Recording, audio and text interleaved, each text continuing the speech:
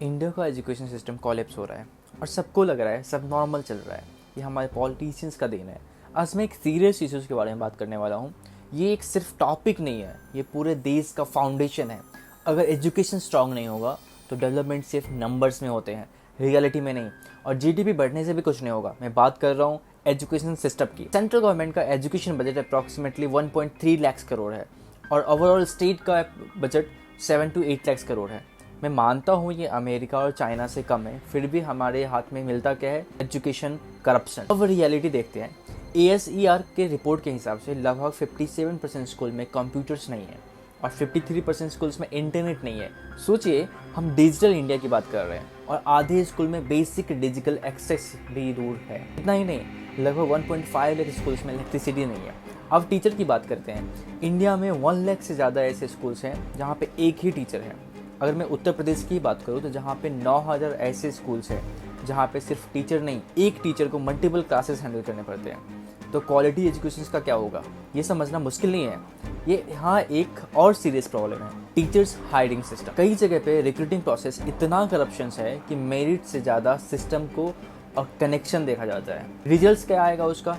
ऐसे teacher system में आ जाते हैं लेकिन खुद को अपडेट नहीं कर पाते हैं, वो लेजी होते हैं। बच्चों को क्या पढ़ाएंगे?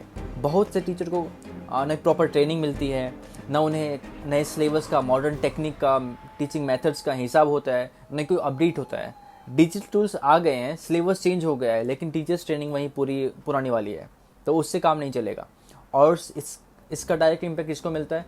स्टूडेंट पे पड़ता है। बच्चे अभी उसका रिजल्ट्स देखिए कि बच्चों की रीडिंग्स एबिलिटी वापस 2012 के लेवल पे चली गई है। क्लास 5 के स्टूडेंट को क्लास 2 का टेक्स्ट बुक पढ़ने में प्रॉब्लम हो रही है। मतलब बच्चे स्कूल जा रहे हैं लेकिन सीख नहीं रहे हैं। इसी वजह से लोग प्राइवेट स्कूल की तरफ शिफ्ट हो रहे हैं, लेकिन वहाँ पे भी सिचुएशन परफेक्ट नहीं है। यहाँ सिर्फ दिल्ली या फिर महाराष्ट्र का इशूज़ नहीं है, ये पूरे भारत का प्रॉब्लम है। रिसेंटली में एक केस आया जहाँ दिल्ली में स्कूल के बच्चे को फोर्स कर रहे थे कि आप उनके ही वेंडर से बुक खरीदो या फिर स्कूल से बुक खरीदो। 100 रुपये की चीज़ 1000 रुपये में बेचते हैं। फीस डिले होने पर बच्चे का एडमिट कार्ड या फिर रिजल्ट्स रोक देते हैं। इसी को देखने के लिए वहाँ के CM Rekha Gupta personally school visit कर रही हैं और देख रही हैं कि प्राइवेट स्कूल को कैसे ठीक करना या फिर उनको वार्न कर रही है।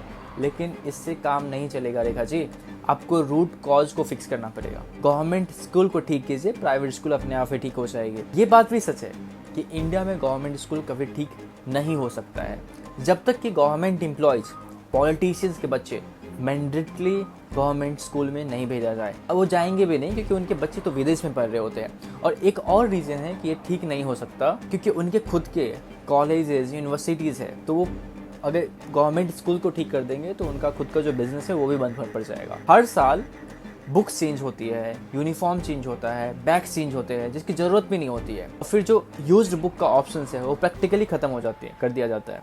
रीज़न सिंपल है, रिकरिंग बिजनेस बनाना, नहीं तो फिर बिजनेस ही नहीं चलेगा उनका। और फिर आता है डोनेशन का सिस्टम, जहाँ पे कोर्ट ने क्लियरली बोला है कि डोनेशंस का नाम पे पैसे लेना इलीगल है, लेकिन ग्राउंड पे ये प्रैक्टिस अभी भी चल रहा है। अब थोड़ा बिगर पिक्चर देखते हैं। टोटल स्कूल का एनरोलमेंट जो बच्चों का होता है दैट इज़ 255 मिलियन से गिरकर लगभग 233 मिलियन हो गया है। सिर्फ एक साल में लगभग 9 मिलियन स्टूडेंट्स गवर्नमेंट स्कूल छोड़कर प्राइवेट स्कूल में गए।